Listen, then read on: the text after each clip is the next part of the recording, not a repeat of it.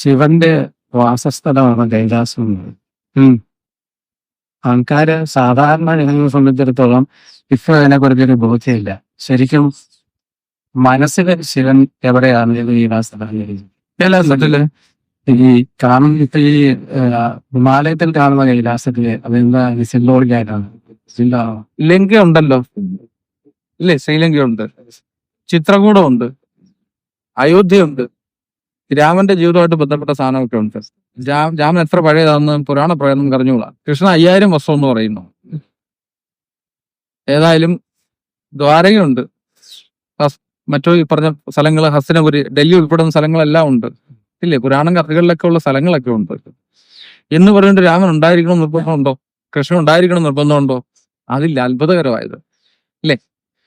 എന്ന് പറഞ്ഞ പോലെ കൈലാസം ഉണ്ടല്ലോ. ഒരു പർവ്വതത്തെ കൈലാസമായിട്ട് കണ്ട് അതിനെ ആരാധിക്കുന്നു, ശിവന്റെ വാസസ്ഥലം എന്ന് പറയുന്നു, അതിന് ചുറ്റും പരിക്രമ ചെയ്യുന്നു, അല്ലേ? അതിനെ തന്നെ എടുത്തുകൊണ്ട് പലരും പല മതങ്ങളും വിപരിക്രമ ചെയ്യുന്നു. അങ്ങനെയുണ്ട്. മഹാദേവന്റെ മതം മുഹമ്മദീയ മതമായപ്പോ അത് വിപരിക്രമയിലേക്ക് മാറി തിരിച്ചു കറങ്ങുന്നു മാത്രം, അല്ലെ? അപ്പൊ എല്ലാം സിംബോളിക് ആയിട്ട് തന്ത്രത്തിന്റെ ആചാരനിഷ്ഠകൾ എല്ലാവരും പാലിക്കുന്നുണ്ട്. പക്ഷെ ഈ തന്ത്രം എവിടെയാണ് നമ്മളെ കൊണ്ടെത്തിക്കേണ്ടത്? അന്തരാളത്തിൽ ശിവനെ കൊണ്ടെത്തിക്കണം. അപ്പൊ ശിവൻ എവിടെ ഇരിക്കുന്നു? സർവം നിറഞ്ഞിരിക്കുന്ന ശിവൻ. പക്ഷെ എന്റെ അനുഭവം ശിവനെ എവിടെ വെച്ചാണ്? ഈ പ്രപഞ്ചത്തെ ഞാൻ അറിയുന്ന ഇന്ദ്രിയങ്ങളിൽ കൂടെ. എന്നെ ഞാൻ അറിയാൻ ഏത് ഇന്ദ്രിയം ഉപയോഗിക്കുന്നത്? ഞാൻ ഉണ്ട് എന്ന് അനുഭവിക്കാൻ നമ്മൾ ഏത് ഇന്ദ്രിയം ഉപയോഗിക്കുന്നത്?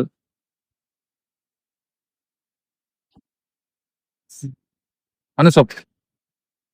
മനസ്സ് വേണോ ഞാൻ ഉണ്ടെന്ന് അറിയാൻ? തോക്കാണോ? തൊക്കോ? തൊട്ട് നോക്കണോ ഞാൻ ഉണ്ടെന്ന് അറിയാൻ? ശ്വാസം വലിച്ചു നോക്കണോ ഞാൻ ഉണ്ടോ ഇല്ലയോന്ന് അറിയാൻ? എന്തുകൊണ്ടാ ഞാൻ ഉണ്ടെന്ന് അറിയുന്നത്? ജീവനുള്ളതുകൊണ്ട്. അപ്പൊ ജീവൻ എന്താ എന്ന് ചോദിച്ചു പോകും. വേണ്ട, വഴി മാറിപ്പോകും. ഈ ഞാനല്ലേ ജീവൻ, ഞാനല്ല വേറെ ജീവനുണ്ടോ? ഞാൻ എന്താ? ഞാൻ ഉണ്ടെന്നറിയാൻ കണ്ണു വേണോ? പഞ്ചേന്ദ്രിയങ്ങൾ ഏതൊക്കെയാ? സൂക്ഷ്മത്തിൽ തുടങ്ങിയാൽ ചെവി, 2 ത്വക്ക്, 3 കണ്ണ്, 4 നാക്ക്, മൂക്ക്, 5 വഴിയിലല്ലാതെ ലോകം അറിയാൻ എന്തെങ്കിലും വഴിയുണ്ടോ? എനിക്ക് അച്ഛനുണ്ട്, ഭാര്യയുണ്ട്, ഭർത്താവുണ്ട്, മക്കളുണ്ടെന്നൊക്കെ എങ്ങനെ അറിയുന്നത്? കണ്ടറിയണം, തൊട്ടറിയണം, മണത്തറിയണം, തൊട്ട് നോക്കണം, നക്കി നോക്കണം. എല്ലാം അങ്ങനെ അറിയാൻ പറ്റുമോ? വേറെ എങ്ങനെ വഴിയുണ്ടോ? സൂക്ഷ്മമായിട്ട് അറിയേണ്ടവര് വളരെ സരളമായ കാര്യമാണ് പറയുന്നത്, പക്ഷെ അതികഠിനമാണ് മനസ്സിലാക്കാൻ. കാരണം അതിസരളത എത്ര സാരല്യം കൂടുമോ അത്ര കണ്ട് മനസ്സിന് ബുദ്ധിമുട്ടാ, ബുദ്ധിക്ക് ബുദ്ധിമുട്ടാ, നമ്മൾ പിടികിട്ടത്തില്ല. കഠിനമായ കാര്യങ്ങളല്ല ഈശ്വരൻ, ഏറ്റവും സരളമായതുകൊണ്ടാണ് ഈശ്വരനെ പിടികിട്ടാത്തത്. ഇത്രയൊന്ന് ആലോചിച്ച് നോക്കുക. എന്നെ അറിയണമെങ്കിൽ ഇരുട്ടത്തിരിക്കുക. ഒരാൾ വന്ന് ചോദിച്ചാൽ എന്താ പറയുന്നത്? ആരാ അത്? നമ്മളെന്താ പറയാ? ആദ്യം പറയും ഞാനാ, എന്റെ പേരും പറയും സഹദേവന, ഇല്ലേ? ഞാനാ സഹദേവന. എന്താ ഐഡന്റിറ്റി അറിയണ്ടേ? ആദ്യം പറയുന്നത് എന്താ? സഹദേവന എന്ന് പറയാറില്ല, ഉണ്ടോ?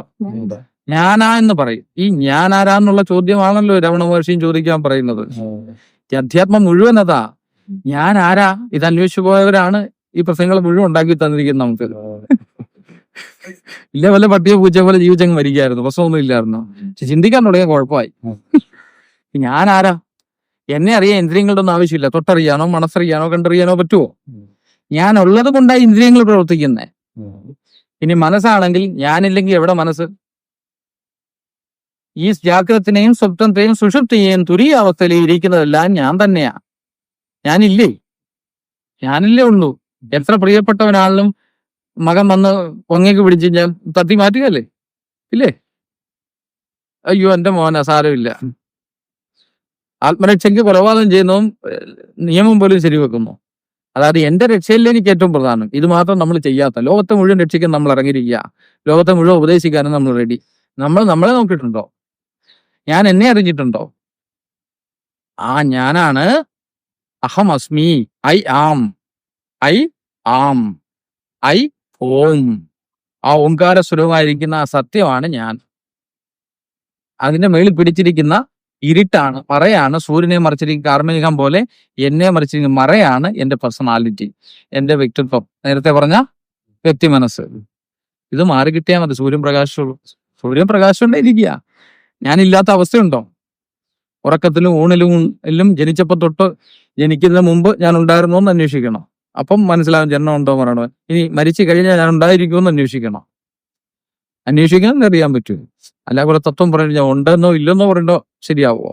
പക്ഷെ എന്റെ അനുഭവത്തിൽ ഞാൻ ഉണ്ടല്ലോ, ഞാൻ ഉള്ളതുകൊണ്ടല്ലേ ഇതെല്ലാം അനുഭവിക്കുന്നത്. അപ്പൊ ഞാൻ അടിസ്ഥാനം, എന്റെ പേരാണ് ആത്മം. എന്നെ അറിയാനുള്ള ഉപാധിയാണ് അധിയാത്മം. അതായത് എന്നെ പറ്റിയുള്ള അറിവ് അധ്യാത്മം.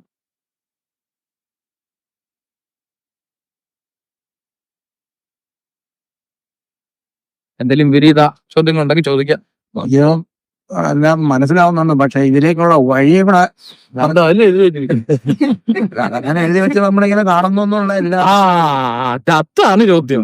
ഇതൊന്നും കണ്ടിട്ട് കാര്യമില്ല, അനുഭവിക്കാനുള്ള ഫോഴ്സ് വേണ്ടേ, അതാണ് വേണ്ടത്. അകത്തുനിന്ന് അഗ്നി വേണ്ടേ. ഇത് അനുഭവിച്ചില്ലെങ്കിൽ ചത്തിട്ട് ബാക്കി ചത്താൽ ഇത് അറിഞ്ഞിട്ട് തന്നെ കാര്യം, അതിൽ ജാവത്തില്ലല്ലോ. അങ്ങനെ പറഞ്ഞിരിക്കുന്നത്. അപ്പൊ ആദ്യം വേണം നമുക്ക് ശാസ്ത്രത്തിൽ വിശ്വാസം വേണം. അതാ പറഞ്ഞ ഗുരുക്കന്മാരും വിശ്വാസം വേണം. ഗുരുക്കന്മാർ ഇങ്ങനെയൊക്കെ പറഞ്ഞിട്ടുണ്ടല്ലോ. അവരാരും പറഞ്ഞിട്ടില്ലല്ലോ നീ താഴ്ന്നവൻ ഞാൻ വലിയവൻ, അങ്ങനെ പറഞ്ഞിട്ടുണ്ടോ? നീ ഞാനും ഒന്നാന്നല്ലേ പറഞ്ഞിട്ടുള്ളൂ. ആണും പെണ്ണും സമസ്ത ജീവജാലങ്ങളും ഒരു ബാക്ടീരിയ ഉറുമ്പും എല്ലാ ആത്മസ്വരൂപങ്ങളാണ്. ആത്മവത് സതതം പശ്യേത് അഭികീട വിപീലിക എന്ന് ആയുർവേദവും പറഞ്ഞിരിക്കുന്നത്. ഈ കാണപ്പെടുന്ന ഓരോ ജീവജാലങ്ങളിൽ ഇരിക്കുന്ന ഞാൻ തന്നെ. അതിനെ ആത്മത്തെ പോലെ കരുതാം. എന്ന് പറഞ്ഞ പട്ടി അടിക്കാൻ പറയുമ്പോൾ തല്ലല്ലോന്ന് കൊല്ലല്ലോന്ന് ഞാൻ പറയില്ല. അത് തെറ്റാവൂലേ? എവിടെ തെറ്റ്? ശരിയും തെറ്റൊന്നും ഇടില്ല. തെറ്റും ശരിയൊക്കെ മനസ്സിലാവുള്ളത് അല്ലേ? ഞാൻ എപ്പോഴും വിചാരിക്കും ഒന്നിനെ കൊല്ലാൻ പാടില്ല. കൊതു വന്നിരുന്ന് കടിക്കുമ്പോൾ നമ്മൾ അറിയാതെ അടിച്ചു. അയ്യോ അല്ലേ, അത് തെറ്റാണ്. അങ്ങനെ നോക്കുക. ഞാൻ ഇന്നാള് പട്ടാളക്കാരോട് പറയാം, ആരെയും കൊല്ലല്ലോ. പാകിസ്ഥാനിൽ നിന്നൊക്കെ അവർ നുഴഞ്ഞു കയറുമ്പോഴേ അവരെയൊക്കെ പിടിച്ച് ഉമ്മ വെച്ച് ആത്മസ്വരൂപമായിട്ട് കാൽക്കൽ പൂക്കളൊക്കെ ഇട്ട് അവരുടെ AK-40 എന്നുള്ള വെടിയുണ്ടൊക്കെ കൊണ്ട് നിങ്ങൾ അരിപ്പി ആയിക്കോണം. ഇവിടെ എവിടെയാ ഈ അഹിംസ എന്ന് പറഞ്ഞാൽ? ഇതൊന്നും അല്ല. ഇന്ന് എന്തൊക്കെയാ പ്രചരിപ്പിക്കുന്നത്? ഇവിടെ ജനനവും ജീവിതവും മൃത്യുവും ഒന്നും ഇല്ല, അതിന്റെ അപ്പുറം കിടന്ന അവസ്ഥയാണ് അഹിംസ. പഴം തിന്ന് മലം ഉണ്ടാക്കുന്നു, മലം പഴമായി മാറുന്നു. ഇതല്ലേ ജീവിതം? ഇവിടെ എല്ലാത്തിനും കൊന്നുകൊണ്ടിരിക്കുക. നടക്കല് ഇരിക്കല് ശ്വാസം വലിക്കരുത്, കാരണം കൊലപാതകം നിരന്തരം നടന്നുകൊണ്ടിരിക്കുക. ഈ പുഴുവിനെ കൊല്ലുന്ന ഒന്നിനും കൊല്ലുന്ന അങ്ങനെയൊന്നും ഞാൻ പറയാം. ചുമ്മാ എന്തിനാ പിടിച്ച് കൊല്ലുന്നത്? അത് പിന്നെ കഴിച്ചു കഴിഞ്ഞാൽ കടി കൊണ്ട് ചൊറിച്ചുണ്ടാകും, തൊഴിയണം, ഓടിച്ചു വിടണം, കൊല്ലണം, എന്താന്ന് വെച്ചാൽ ചെയ്തോ. ചെയ്യുന്നതിന്റെയൊക്കെ തോയ അനുഭവിച്ചോണം. അതൊന്നും എന്റെ ഉത്തരവാദിത്തമല്ലല്ലോ. ഭഗവത്ഗീത എന്ത് പറയുന്നു? നമുക്ക് ശത്രുവാണ്. അപ്പൊ ധർമ്മത്തെ പുനഃസ്ഥാപിക്കാൻ അങ്ങനെയൊന്നും ഞാൻ പറയാം. ഇതൊക്കെ എക്സ്ട്രീം എടുക്കരുത്. അവിടെ ശ്രീകൃഷ്ണൻ ഇന്ന് ഞാൻ പറയും പ്രേരിപ്പിക്കുന്നുണ്ട്. ഇന്ന് ഞാൻ കൃഷ്ണൻ അതൊന്നും അല്ല പറയുന്നത്. ശ്രീകൃഷ്ണൻ പറയുന്നതൊക്കെ തെറ്റിദ്ധരിച്ച് പാവം കൃഷ്ണന്റെ തലയ്ക്ക് കൊണ്ട് വെക്കാതെ. കൃഷ്ണന്റെ തലയ്ക്കുണ്ടെങ്കിൽ എല്ലാം നമുക്ക് എളുപ്പമുണ്ട്. ഈശ്വരന്മാരെ എങ്ങനെ വെച്ച് പൂജിച്ചാൽ മതിയല്ലോ. നമ്മളെ പരിപാടി എങ്ങനെ എളുപ്പമായി. ഒരു ഈശ്വരൻ ആരും രക്ഷിക്കാനൊന്നും പറ്റില്ല, ആരും ഒന്നും പറഞ്ഞിട്ടുമില്ല. പരിത്രാണായ സാധുന എന്ന് പറഞ്ഞിട്ടുണ്ടല്ലോ. സാധുക്കളെ രക്ഷിക്കും. നീ എവിടെ സാധുവായത്? സാധു വെച്ചാൽ സന്യാസി എന്നർത്ഥം. അല്ല, സാധു പാവപ്പെട്ടൊന്നും അല്ല. പാവപ്പെട്ടവനൊക്കെ ആദ്യം അരയും. ആദ്യം വരെയും. അതുകൊണ്ട് ഇങ്ങനൊന്നും അല്ല പറഞ്ഞു വെച്ചിരിക്കുക. നമ്മളൊക്കെ തെറ്റിദ്ധരിച്ച് നമ്മ വ്യാഖ്യാനിച്ച് വെച്ചിട്ടിരിക്കുക. ജീവിതം ജീവിക്കാനുള്ള വഴി പഠിക്കുന്നവന് മാത്രമേ ഇത് മനസ്സിലാവൂ. ആദ്യം പറഞ്ഞ ഇന്റൻസിറ്റി ഉണ്ടോ, എനിക്കിത് അറിയണം. അല്ലാത്തതുകൊണ്ട് അറിയാൻ യോഗ്യതയില്ല, ആവശ്യമുണ്ട്. അറിയാൻ വേണ്ടിയാണ് നമ്മളിപ്പോ വന്നിരിക്കുന്നത്. വന്നതൊന്നും പറഞ്ഞാൽ പറ്റില്ല. ആദ്യം ഈ വാതിരിക്കുന്ന ഒരുത്തനെ ഉണ്ട്, അവനെ തല്ലി പോഴിച്ച് പരുവാക്കി എടുക്കണം. അതിനെ ഒരു ഇതാണല്ലോ എന്റെ പണി. അറിവ് പകർന്നു തന്നാ മതി. പകർന്നതല്ലേ, തല്ല് നശിപ്പിക്കും, ഇല്ലാണ്ടാക്കും. എല്ലാരും ഗുരുവിന്റെ ഒക്കെ വരുമ്പോ ഇങ്ങനെ കുറെ കാര്യമുണ്ടേ. അപ്പൊ നമ്മളുള്ള കാര്യം പറയണമല്ലോ, നമ്മുടെ ജോലിയാണല്ലോ. നീ നല്ലതാ നാടിയാ ഇതെല്ലാം പറയണമല്ലോ. നമ്മുടെ പണിയാ ഇത് പറയാന്നുള്ളത്. ആർക്കും ഇഷ്ടമല്ലല്ലോ. ഞാൻ നല്ലതെന്ന് പറഞ്ഞാൽ എല്ലാവർക്കും വലിയ അഭിമാനമാണ്. അഹങ്കാരത്തെ വളർത്തുകയല്ലോ പണി. നല്ലതാണെങ്കിൽ നിനക്കറിയാവല്ലോ. നീ ചീത്തയാണെന്നുള്ളത് നിനക്കറിയാവോ? നിന്റെ മനസ്സിന്റെ ആഴങ്ങളിൽ കിടക്കുന്ന ചീത്ത എന്തെങ്കിലും കാണാൻ പറ്റുമോ? ഇരുട്ടിനെ കാണാൻ പറ്റില്ല. അൺകോൺഷ്യസ് അത്. അതിനെ കാണിച്ചേരാ ഗുരുവിന്റെ പണി. അത് എഴുന്നേറ്റ് വരുമ്പോൾ നമുക്ക് ഇരിക്കപ്പുറത്ത് ഉണ്ടാവില്ല. ഇത്രയും നാളും കെട്ടിവെച്ച കെട്ടിടമൊക്കെ തല്ലി പൊളിക്കണം. പുതിയ കെട്ടിടം ഉണ്ടാക്കണേ, പഴയ കെട്ടിടം പൊളിക്കണ്ടേ? ആദ്യം മരിക്കണ്ടേ ജനിക്കണമെങ്കിൽ? അധ്യാത്മം വെച്ചാൽ മൃത്യുവാ. മരിക്കാൻ പഠിച്ചാലേ ജനിക്കാൻ പഠിക്കും. മരിച്ചാലല്ലാതെ ജനിക്കാൻ പറ്റുമോ? സ്വർഗരാജ്യത്ത് പോകണമെങ്കിലും മരിക്കണമല്ലോ. അതുകൊണ്ട് ആദ്യം ഈ പറഞ്ഞ നമ്മൾ കെട്ടിവെച്ചിട്ട് ഈ അഹങ്കാര സ്വരൂപത്തെ തല്ലിപ്പൊട്ടിച്ച് കളയേണ്ടി വരും. അത് വളരെ പെയിൻഫുൾ ആയ പ്രോസസ്സാ. അതുകൊണ്ടാണ് മനുഷ്യർക്ക് അധ്യാത്മത്തിലേക്ക് ഇറങ്ങാൻ പറ്റാത്തത്. വേറൊന്നും കൊണ്ടല്ല. ബാക്കിയൊക്കെ ആചാരങ്ങളും അനുഷ്ഠാനങ്ങളും അതിൽ പെട്ടിച്ച് നമ്മൾ അങ്ങനെ അങ്ങ് പൊക്കോളും സുഖമായിട്ട്. അതുകൊണ്ട് നമ്മൾ ഈശ്വരന്മാരെ നിരന്തരം എല്ലായിടത്തും എടുത്ത് പ്രദർശിച്ചു വെക്കും. അവരെയൊക്കെ പൂജിക്കും. കാരണം അവരാരും ഒന്നും ചോദ്യം ചെയ്യാൻ വരത്തില്ലല്ലോ. ഗുരുക്കന്മാരുടെയൊക്കെ പടം എടുത്ത് കെട്ടി തൂക്കിയിട്ട് പൂജിക്കും, ഗുരു രക്ഷിക്കുമെന്നും പറഞ്ഞുകൊണ്ട്, ഇല്ലേ? പഠിച്ചിരിക്കുന്ന ഗുരു ജീവനുള്ള ഗുരുവിലേക്ക് ഗൈഡ് ചെയ്യാൻ പറ്റും, അല്ലാതെ എന്താ ചെയ്യാൻ പറ്റുക? ഈ ചന്ദനം മുട്ടി ഉരയ്ക്കുമല്ലോ പണ്ട്, എന്തോ നമ്മുടെ എന്താ പേര്, ചാനലിട്ട് ഇങ്ങനെ ഉരച്ചൊരച്ചൊരച്ചൊരച്ച് അവസാനം ഇല്ലാണ്ടാവും. അത് വാരി ഈശ്വരന്റെ പാദങ്ങളിൽ പൂശും, നെറ്റിക്ക് പൂശും, ഇല്ലേ? അതിനർത്ഥം എന്താ? ആ ചന്ദനം മുട്ടി പോലെ അഹങ്കാരത്തെ നശിപ്പിച്ച് കളയണമെന്നാ. അഹങ്കാരത്തിന് തീയിടലാകെ തോന്നും. ഇതൊക്കെയാ അതിനുള്ള കർമ്മങ്ങൾ. അത് അറിഞ്ഞ് ചെയ്യണം. അറിഞ്ഞ് ചെയ്യുമ്പോൾ അഗ്നിഹോത്രിയായി. അഗ്നിയിലേക്ക് പതുക്കെ പതുക്കെ കർമ്മങ്ങളൊക്കെ കത്തിച്ചില്ലാണ്ടാക്കി മനസ്സിനെ പ്രസന്നമായി വരും. ആ മനസ്സ് പതിയെ ആനന്ദം കൊണ്ട് നിറയും, പ്രേമം കൊണ്ട് നിറയും. സമസ്ത ജീവകാലങ്ങളിൽ ഈശ്വരനെ ദർശിച്ചു തുടങ്ങും. ആ മനസ്സ് പതുക്കെ പതുക്കെ ഇല്ലാണ്ടാവും. വിശ്വമനസ്സായിട്ട് താതാത്മ്യം പ്രാപിച്ച് പതുക്കെ വിശ്വമനസ്സും ഇല്ലാണ്ടായി കേവല ശാന്തി. അതാ ഈശ്വരൻ. ആ അനുഭവത്തിൽ വരുമ്പോൾ സച്ചിദാനന്ദ ബ്രഹ്മമെന്നും വിളിക്കും. ശാന്തി, പ്രേമം, ആനന്ദം, ഇത് തന്നെ സച്ചിദാനന്ദം. ഇത് സിമ്പിൾ ആയിട്ട് പറഞ്ഞാൽ ആർക്കും ഇഷ്ടപ്പെടത്തില്ല. ഞാൻ നടുക്കാണ് എന്റെ റിസർച്ച് മൊത്തം. സ്വായത്തമാക്കാനുള്ള വശം അങ്ങനെ അത് സ്വായത്തമാണ്. ഈ വ്യക്തി പോയാൽ മതി. അത് സ്വായത്ത. ഈശ്വരനെ ഉണ്ടാക്കാൻ പറ്റില്ല. ഈശ്വരനുള്ളൂ, വേറൊന്നും ഇല്ല ഇവിടെ. വ്യക്തി ഉണ്ടാക്കിയെടുത്തതാ, നിർമ്മിച്ചെടുത്തതാ, അല്ലേ? എന്താണ് പേര്? വേണുഗോപാൽ. അത് മുസ്ലിം ആയിരുന്നു, ഈ പേരായിരിക്കില്ല വരിക. അപ്പൊ ആ പേര് തന്നെ കള്ളത്തരമല്ലേ? എല്ലാം മിഥ്യയാണ്. അപ്പൊ ഞാൻ ആണാണ്, അല്ലേ? പുരുഷ രൂപത്തിലല്ലേ ഇരിക്കുന്നത്, അതും മിഥ്യയല്ലേ? ശരീരം പ്രകൃതിയുടെ അല്ലേ? മനസ്സ് പ്രകൃതിയുടെ അല്ലേ? പെണ്ണല്ലേ? അപ്പോ എവിടെയാണ് ആണ് വിട്ടിരിക്കുന്നു? അസ്ഥിരതയാണെന്ന് വിളിക്കുക, ശരീരത്തെ അല്ല. പക്ഷെ നമ്മളെല്ലാം തെറ്റിദ്ധരിച്ച് ഇങ്ങനെയൊക്കെയാ വിളിക്കുന്നത്. ഇവിടെ പെണ്ണുങ്ങളേ ഉള്ളൂ. അതുകൊണ്ടാണ് നമ്മുടെ ദേവതകളെ എല്ലാം പുരുഷന്മാരായ പോലും സ്ത്രീകളെ പോലെ വല്ലേ വരച്ചു വെച്ചിരിക്കുന്നത്. അവിടെ ശരീരത്തിന്റെ മനോഹരമായിട്ടുള്ള വടിവുകളോടല്ലേ? നടരാജന്റെ ഒക്കെ വിഗ്രഹം നോക്കുക, സ്ത്രീയെ പോലല്ലേ? പുരുഷന് സ്ത്രീയായി പരിവർത്തനം ചെയ്താലേ മോക്ഷത്തിന്റെ പടിയിലേക്ക് കടക്കാൻ പറ്റൂ. സ്ത്രീ ഓൾറെഡി പുരുഷനേക്കാൾ ഹയർ തലത്തിലാണ്. അത് മനസ്സിലാക്കാതെ സ്ത്രീയെ ചവിട്ടി താക്കലിനുണ്ടാകുന്ന സമൂഹം ഇങ്ങനെ ഇരിക്കുന്ന.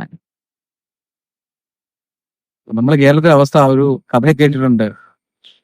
ഒരു കപ്പലെ ഞണ്ടുകളെ കടത്തുകയല്ല, എക്സ്പോർട്ട് ചെയ്യുക ഏതോ രാജ്യത്തേക്ക്. അപ്പൊ വലിയ കൊട്ടയിലും ഞണ്ടിനെ ഇട്ട് കെട്ടി വരിഞ്ഞു വെച്ചിരിക്കുന്നു.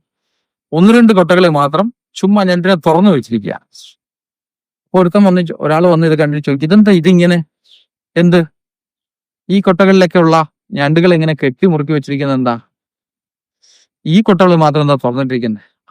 അത് ഇന്ത്യയിലെ വിവിധ സ്റ്റേറ്റുകളിൽ സ്വീകരിച്ച ഞണ്ടുകളാ. കുറച്ചെണ്ണം ഗുജറാത്തിൽ നിന്ന്, കുറച്ച് ആസാമിൽ നിന്ന്, അങ്ങനെയൊക്കെ പിടിച്ച ഞണ്ടുകളാണ്. അപ്പൊ ഈ ഞണ്ടുകളെ തുറന്നു വെച്ചിരിക്കുന്നു, അത് കേരളത്തിൽ നിന്ന് പിടിച്ച ഞണ്ടുകളാ. അത് വളരെ സേഫാണ്. ഇവരെങ്ങനെങ്കിലുമൊക്കെ ചാടി പുറത്തു പോകും. ഇവന്മാർ രക്ഷയില്ല. ആരെങ്കിലും കയറാൻ നോക്കി മറ്റുള്ളവരെല്ലാം കൂടെ അവനെ വലിച്ച് താഴ്ത്തിടും. ഒരു കാരണം വെച്ചാൽ അവര് പോകത്തില്ല. ഇത് സത്യം പറയുന്ന ഒരു കഥയാണെങ്കിൽ കേരളത്തിൽ നമ്മുടെ അവസ്ഥയൊക്കെ ഇതാ. എല്ലാവരും കാല് വാരുക. എല്ലാം സ്നേഹത്തിന്റെ പേരിലാ. മക്കളെ വളർത്തി നശിപ്പിക്കുന്നു. അത്തരമായ ചികിത്സിച്ച് നശിപ്പിക്കുന്നു. ഇവിടെ സ്നേഹം എന്ന് പറഞ്ഞ് നമ്മളെല്ലാം അഭിനയിക്കുക. നമുക്ക് സ്വന്തമായിട്ട് സംസ്കാരവും മറന്നുപോയി. എന്താ ഉള്ള ഐഡന്റിറ്റി ക്രൈസിസ് ഉള്ള ഒരു ഗ്രൂപ്പാണ് തോന്നുന്നു ഇപ്പം മലയാളികളായിട്ടുള്ള. മറ്റുള്ളവർക്ക് എന്തെങ്കിലുമൊക്കെ കാണിക്കാനെങ്കിലും ഉണ്ട്. ഇതൊന്നും ഇല്ലാണ്ടായിക്കൊണ്ടിരിക്കുക. എന്നാൽ ശങ്കരന്റെ സ്വന്തം നാടായത്, ശിവന്റെ സ്വന്തം നാടാ കേരളം. ഭാരതത്തിന്റെ പിങ്കളാനാടി സ്വരൂപമാണ് കേരളം. അധ്യാത്മം തൊട്ട് കിണ്ടിയിട്ടില്ല. എല്ലാം ആ വിചാരത്തിലും കുതന്ത്രാദികളിലും ഒക്കെയാ വിശ്വാസം. അധ്യാത്മം ഇല്ല. അതിനിപ്പൊ നമ്മളെ കുറ്റം പറഞ്ഞിട്ട് കാര്യമില്ലല്ലോ. നമ്മുടെ പൂർവികര് നമ്മളതിനെ പഠിപ്പിച്ചിട്ടില്ലല്ലോ. അത് നമ്മുടെ കുറ്റമല്ലേ? പൂർവ്വ തന്റെ കുറ്റം പറഞ്ഞിട്ട് കാര്യമുണ്ടോ? നമ്മൾ വളരെ നമ്മുടെ കുഴപ്പമില്ലേ? അപ്പൻ രാജാരം അല്ലാത്തത് നമ്മുടെ കുഴപ്പമാണോ? അപ്പന്റെ കുഴപ്പമില്ലേ? നമ്മൾ രാജാരാകത്ത് നമ്മുടെ കുഴപ്പം. നമ്മളറിയില്ല, നമ്മുടെ കുഴപ്പമായിട്ട് കാണുക. നമ്മൾ മറ്റൊരാളെയും ഞാൻ കുറ്റം പറഞ്ഞല്ല, ഞാൻ ഇവിടുത്തെ യാഥാർത്ഥ്യം പറഞ്ഞതേ ഉള്ളൂ. അതുകൊണ്ടൊരു പോസിബിലിറ്റി ഉണ്ട്. MLM അല്ലേ? ഇവിടുത്തെ ഏറ്റവും നല്ല ബിസിനസ് ആണല്ലോ മൾട്ടി ലെവൽ മാർക്കറ്റിംഗ്. അതുപോലെ അധ്യാത്മം എവിടെങ്കിലും തൊട്ട് പിടിച്ചാൽ ഇവിടെ എല്ലാം കൂടെ പടർന്നോളൂ. കാരണം എല്ലാം ഞണ്ടിനെ പോലെ എല്ലാം എന്തിനും അതിലേക്ക് വലിച്ചിട്ടുള്ളൂ. അധ്യാത്മത്തിലെ വിശ്വാസം എന്ന് വെച്ചാൽ ആത്മവിശ്വാസമാണ്. ഈശ്വരനെ വിശ്വസിക്കേണ്ട ഒരു കാര്യമെങ്കിലും പറഞ്ഞിട്ടില്ല. ആത്മത്തിൽ വിശ്വാസം ഉണ്ടാവണം, അവനെ ഈശ്വരനെ തെളിഞ്ഞു കിട്ടും. ആത്മകൃപയുള്ളവന് മാത്രമേ ഗുരുകൃപ ഉണ്ടാവൂ. ഗുരുകൃപയുള്ളവനെ ഈശ്വരനെ അറിയാൻ പറ്റൂ. അതുകൊണ്ട് ആദ്യം അവനവനോട് കൃപ ഉണ്ടാവുക, അവനവന്റെ ശരീരത്തെ രക്ഷിക്കുക, അവനവന്റെ മനസ്സിനെ സംരക്ഷിക്കുക. ഇത്രേ ചെയ്യാൻ പറ്റും. ആത്മാവിനെ രക്ഷിക്കേണ്ട കാര്യമൊന്നുമില്ല. അവനവന്റെ ശരീര മനസ്സുകൾ രക്ഷിച്ച് മനസ്സിലെ ഹൃദയത്തിലും ആനന്ദ പ്രേമത്തിൽ നിറയ്ക്കാനുള്ള അഭ്യസിക്കുക. ശാന്തി പതിയെ ഉണ്ടായിക്കോളും. കുണ്ടലിന് സ്വയം വന്നോളൂ. ചോദിച്ചാൽ അതൊക്കെ പറയാറ്. ഞാനിങ്ങനെ പറഞ്ഞിട്ട് ഇരിക്കുക, ഏതാണ്ടൊക്കെ പറയും. ഞാൻ ഒരു കാര്യം പറയാൻ, നമ്മുടെ എല്ലാവർക്കും വട്ടാ. എനിക്ക് ഭ്രാന്താ, അതുകൊണ്ട് എനിക്ക് പ്രശ്നമൊന്നുമില്ല. വട്ടായിരുന്ന കാലത്ത് എനിക്ക് വലിയ പ്രശ്നമായിരുന്നു. അതുകൊണ്ട് ഇവിടുന്ന് കഷ്ടപ്പെട്ട് ഈ കേരളത്തിന്റെ മൂലയ്ക്കൊന്നും പോയി ഇന്ത്യ മുഴുവൻ കറങ്ങി നടക്കാൻ സ്ഥലമില്ല. വിദേശത്ത് ഒത്തിരി സ്ഥലങ്ങളിൽ പോയി ഹിമാലയത്തിന്റെ മുക്കും മൂലയും നടന്നു. അവസാനം ഒരു വിധത്തെ ഭ്രാന്തായി കിട്ടി. ഇപ്പൊ സ്വസ്ഥമായി. ഇങ്ങനെയൊക്കെയാ നമ്മുടെ ജീവിതം. അതുകൊണ്ട് നിങ്ങൾക്ക് ഒന്നും കഷ്ടപ്പെട്ട അവിടം വരെ പോകേണ്ട കാര്യമില്ല. ഒരു ഭ്രാന്തന് ഇപ്പൊ തൽക്കാലം ഇവിടെ ഉണ്ട്. വാ, കൂട്ടുകാരായിട്ടിരിക്കാം, നമുക്ക് നോക്കാം. പലർക്ക് നമുക്കൂടെ ഒന്ന് അഭ്യസിക്കാം. ഭ്രാന്താണ് ഇത്, ഭ്രാന്തന്റെ നാടല്ലേ, നാടാണ് ഭ്രാന്തൻ. ഭ്രമാന്തം ഭ്രാന്തം പരശുരാമൻ. ഇവിടെ ഒന്ന് വെല്ലം വെട്ടിക്കളച്ചേരും ഭ്രാന്തല്ലേ. നമുക്ക് അത് തന്നെ പണി. ഭ്രാന്താവണേ വാ. വട്ടം ഒതുങ്ങി ഇപ്പൊ ഓൾറെഡി എല്ലാവരും വട്ടന്മാരാണ്. മണ്ണൊന്നിൽ വന്നാൽ മതിയോ? മകപ്പ് വന്നാലും ഇവിടെ ഇരുന്നാലും ഒക്കെ നിങ്ങളുടെ ഹൃദയത്തിലുണ്ടെങ്കിൽ അതോടെ എത്തും.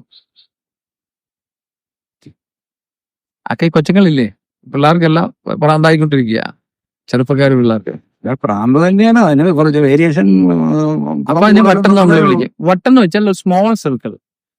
നമ്മുടെ ആ ലിമിറ്റഡ് ആയിട്ടുള്ള മനസ്സുകൊണ്ട് ലിമിറ്റഡ് ആയിട്ടുള്ള ജീവിതത്തെ വട്ടം എന്ന് ഞാൻ വിളിക്കുന്നത്. ഭ്രാന്ത് എന്ന് പറഞ്ഞാൽ നമ്മൾ സ്പേസിൽ പോയി ചുറ്റും കറങ്ങുന്നതാണ്. നമ്മൾ സാറ്റലൈറ്റ് പോലെ ചുറ്റും കറങ്ങണം, എല്ലാം മനസ്സിലാക്കും. എല്ലാം കാണാം. വേണമെങ്കിൽ അതിന് സൂഫായിട്ട് അതിലേക്ക് ഇറങ്ങി ചെല്ലുകയും ചെയ്യാം. അല്ലെങ്കിൽ ചുമ്മാ കറങ്ങി നടക്കാം. കുറച്ച് കഴിയുമ്പോഴും നിങ്ങളും ചാവും, ഞാനും ചാവും, എല്ലാവരും ചാവുള്ളതാ. എന്നാൽ ഉള്ള കാലത്ത് സന്തോഷപ്പെട്ടിരുന്നൂടെ? ഇത്രയും പഠിച്ചാൽ പോരെ അറിയായിരുന്നു. അപ്പൊ പിടികിട്ടു ഈശ്വരൻ എന്താണ്, ഇതെങ്ങനെയാ നടക്കുന്നത്, ഈ പറഞ്ഞ എന്താണ് വിശ്വമനസ്സ്, വ്യക്തി മനസ്സ്, അപ്പൊ മനസ്സിലാവുള്ളൂ. അല്ല ഇതൊന്നും പുസ്തകം പഠിച്ചോ ചിന്തിച്ചോ ആരെങ്കിലും പറഞ്ഞു കേട്ടോ ഒന്നും മനസ്സിലാവാൻ പറ്റില്ല. സത്യത്തെ ഒന്നും മനസ്സിലേ ആക്കാൻ പറ്റില്ല. മനസ്സില്ലാതാവുമ്പോ തെളിഞ്ഞു വരും. അങ്ങ് ഈ കുണ്ടലിനെ പറ്റി പറഞ്ഞല്ലോ. പറഞ്ഞില്ല, പറയാൻ ചോദിച്ചാ പറയാം. കുണ്ടലിനെ പറ്റി 7 ചക്രങ്ങള്, അത് കുണ്ടലിനി ചക്രങ്ങളും കുണ്ടലിനി 7 ചക്രങ്ങള്. അതിൽ നിന്ന് കുണ്ടലിനി അഭ്യസിക്കണമെങ്കിൽ ഒരു ഗുരുവിന്റെ ആവശ്യത്തോടു കൂടിയല്ലേ അത് ചെയ്യാൻ പറ്റുള്ളൂ. നമുക്കറിയത്തില്ലല്ലോ അതെന്താണുള്ളത്. അപ്പൊ അതൊന്ന് അഭ്യസിക്കണമെങ്കിൽ എന്താ ചെയ്യേണ്ടത്? അതിനാണ് നമ്മൾ ഈ ഡിവൈസ് ചെയ്തിരിക്കുന്നത്. ഈ കൊച്ചുകളുണ്ട് ഇവിടെ. ഇപ്പൊ അതിന്റെ ധ്യാനസൂത്രം 2 ഭാഗങ്ങളായത്, അഘോരതന്ത്രവും ധ്യാനസൂത്രവും. അഘോരതന്ത്രം ശരിക്കും ജാവൻ ഇറങ്ങിയെന്നുള്ളതാ. ശരിക്കും മതി, എനിക്കൊന്നും മതി, ഇനി ചത്തിട്ട് തന്നെ വാക്കരുത്. മരണം എന്താണെന്ന് അറിയാൻ ആഗ്രഹിക്കുന്നവർക്ക് തന്ത്രമാകും, അത് കഠിനമാണ്, എല്ലാവർക്കും പോകേണ്ട കാര്യമില്ല. ധ്യാനസൂത്രം വെച്ചാൽ അഘോരതന്ത്രത്തിലേക്കുള്ള ധ്യാനം, അതിന്റെ വഴിയിലേക്ക് ഇറങ്ങി ചെല്ലണ്ടേ, സന്തോഷമായിട്ട് ജീവിക്കണ്ടേ, അതിനുള്ള ഭാഗമാണ് ധ്യാനസൂത്രം.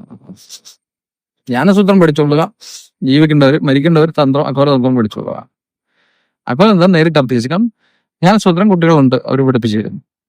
ഇവിടുത്തെ കുട്ടിയുണ്ട്, അയാളെ പഠിപ്പിക്കുന്നു, അവൾ ടീച്ചറാണ്. തന്ത്രം പഠിക്കണമെങ്കിൽ ഇപ്പൊ തൽക്കാലം മംഗം വരിക, ആരോഗ്യം സംരക്ഷിക്കാൻ മംഗം വരിക. അവിടെ നമുക്കുള്ള സംവിധാനങ്ങളുണ്ട്. അതിനുള്ള അറിവുകളും കാര്യങ്ങളും നേടുക, എന്നിട്ട് സ്വയമായിട്ട് ജീവിക്കുക. സ്വയം ആദ്യം ജീവിക്കുക, എന്നിട്ട് മറ്റുള്ളവരെ പഠിപ്പിക്കുക. ജീവിക്കാത്തവർക്ക് പഠിപ്പിക്കാൻ അവകാശമില്ല എന്നാണ് നമ്മുടെ ഗുരുക്കന്മാർ പറഞ്ഞു നിൽക്കുന്നത്. നമ്മളത് ശ്രമിക്കുന്നു.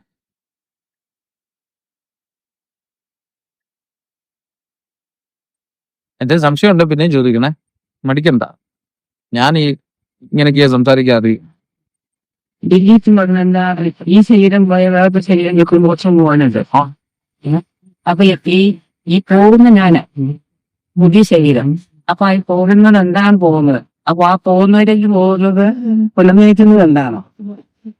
ഇപ്പൊ എന്താ ഇതിന് സംസാരിക്കും, ചോദ്യം ചോദിക്കുന്ന മനസ്സല്ലേ? ഞാനെന്ന വ്യക്തിയല്ലേ, വ്യക്തിയാകുന്ന മനസ്സല്ലേ ഇപ്പൊ ചോദിക്കുന്നത്? വ്യക്തി സ്വരൂപം കൊടുത്തിരിക്കുന്ന മനസ്സ് ചോദിക്കുന്നു, ഞാൻ എങ്ങോട്ട് പോകുന്നു. ആ ചോദിക്കുന്നവന് ഒരു ഊർജ്ജമാണല്ലോ അത്, ചലനമല്ലേ ഇവിടെ ഉണ്ടാക്കുന്നത്, ഒരു സ്പന്ദം, ഒരു വേവ്സ് ഇതുണ്ടാകുന്നുണ്ടല്ലോ. അതിനെ ചലിപ്പിക്കുന്നതിന് പവർ കൊടുക്കുന്നതാണ് പ്രാണൻ. ആ പ്രാണനും മനസ്സും കൂടെ ചേർന്നാണ് ഞാൻ എന്നുള്ള വ്യക്തിയായിട്ട് ഇരിക്കുന്നത്. അതെന്ന് വരെ വിശ്വത്തിലേക്ക് ലയിക്കുന്നില്ലയോ അന്ന് വരെ വ്യക്തി സ്വരൂപമായിരിക്കും. അത് ശരീരത്തെ ക്രിയേറ്റ് ചെയ്യുകയും ഉണ്ടാക്കുകയും അതിൻ്റെ ജീവിക്കുകയും ചെയ്യാനുള്ള ശക്തി അത് വഹിക്കുന്നു. ആ മനസ്സിന് വീണ്ടും ശരീരത്തെ ഉണ്ടാക്കാൻ പറ്റും. ശരീരത്തെ ഉണ്ടാക്കാന്ന് വെച്ചാൽ അർത്ഥം തോന്നാം. പുരുഷനിലൂടെ സ്ത്രീയിലേക്ക് അണ്ടത്തിലെ സംയോജനം ചെയ്ത് അത് ശരീരമായി വളർന്ന് ആദ്യം മുലപ്പാലും കുടിച്ചും പ്രകൃതിയുള്ള വസ്തുക്കൾ കഴിച്ചും പതുക്കെ പതുക്കെ ഇഡലി ദോശ എന്നും ചോറും വാസാവിയലും സാമ്പാറും ഒക്കെ കഴിഞ്ഞ് ശരീരത്തെ ഉണ്ടാക്കിയെടുക്കുന്നു. അങ്ങനെയല്ലേ? ഇത് സംരക്ഷിച്ചു കഴിഞ്ഞാൽ ആരോഗ്യത്തോണ്ടിരിക്കും. ഇത് സംരക്ഷണം ശരിയല്ലെങ്കിൽ പ്രാണൻ പതുക്കെ പതുക്കെ ഡിപ്ലീറ്റ് ആയി പതുക്കെ പതുക്കെ പ്രാണനും മനസ്സോട്ട് വീണ്ടും പോകും. ഇതുപേര് ജന്മം മരണം ജീവിതം. മനസ്സിലാവുന്നുണ്ടോ?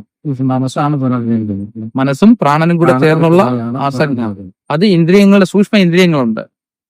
അത് ശാസ്ത്രം ശരീരം, ഇന്ദ്രിയം, സത്വം, ആത്മം, ഈ തത്വമുണ്ട്. ആത്മം എല്ലായിടത്തും ഉണ്ട്. പക്ഷെ ശരീരം ലിമിറ്റഡ് സ്പേസിലല്ലേ, ഒരു ഒരു രൂപമുണ്ടല്ലോ. ഇന്ദ്രിയം എന്ന് വെച്ചാൽ നമ്മുടെ സെൻസ് ഓർഗൻസ്. അതുകൊണ്ടല്ലേ പ്രപഞ്ചത്തെ ഗ്രഹിക്കാനുള്ള നമ്മുടെ മുഴുവൻ സിസ്റ്റമാണ് ജ്ഞാനേന്ദ്രിയങ്ങൾ, ചെവി തൊട്ട് മൂക്ക് വരെയുള്ള ജ്ഞാനേന്ദ്രിയങ്ങൾ. സത്വം വെച്ചാൽ മനസ്സ്. ശരീരം, ഇന്ദ്രിയം, സത്വം ഇവ ആത്മസ്വരൂപമായിട്ട് ചേരുമ്പോൾ ഒരു ശരീരമായിട്ട് രൂപമെടുത്ത് നമ്മളെ നിർമ്മിക്കുന്നു. സത്യം പറഞ്ഞാൽ ഈ തടിക്ക് ജീവനില്ലെന്ന് നമ്മൾ പറയും. ഇതൊരു ഒരു ചെടിയുടെ വളമായി തീർന്നു, ചെടിയിലേക്ക് ഇറങ്ങി ഒരു ഫലമായി നമ്മുടെ ശരീരത്തിൽ എത്തുമ്പോൾ ജീവനായില്ലേ? ഈ പ്രപഞ്ചത്തിലെല്ലാം സൈക്കിൾ ചെയ്യപ്പെട്ടുകൊണ്ടിരിക്കുക. ഇവിടെ രണ്ടുതരം ഊർജ്ജമല്ലേ ഉള്ളൂ. ഒന്ന് സ്ഥിതിക ഊർജ്ജം, സ്ഥിരമായിരിക്കുന്ന ഊർജ്ജം. ഒന്ന് ചലിക്കുന്ന ഡൈനാമിക് എനർജി അല്ലേ, ചലിക്കുന്ന ഊർജ്ജം. ഈ രണ്ടെണ്ണമല്ലേ ഉള്ളൂ. അതിന്റെ പല അന്തര വിഭാഗങ്ങളല്ലേ ഈ പറയുന്ന മറ്റു ഊർജ്ജങ്ങളെല്ലാം. സ്ഥിരമായിരിക്കുന്ന ഊർജ്ജത്തിനെ ജഡമെന്ന് വിളിക്കുന്നു, ചലിക്കുന്ന ഊർജ്ജത്തിനെ ഊർജ്ജവും നമ്മൾ വിളിക്കുന്നു അല്ലെ. ഇത് രണ്ടും വേറെയാണോ? ഈ ഊർജ്ജത്തിന്റെ കംപ്രഷൻ അല്ലേ, അല്ലെങ്കിൽ കംപ്രസ്ഡ് ഫോം ആണല്ലോ ഫിസിക്കൽ ഫോംസ് എല്ലാം.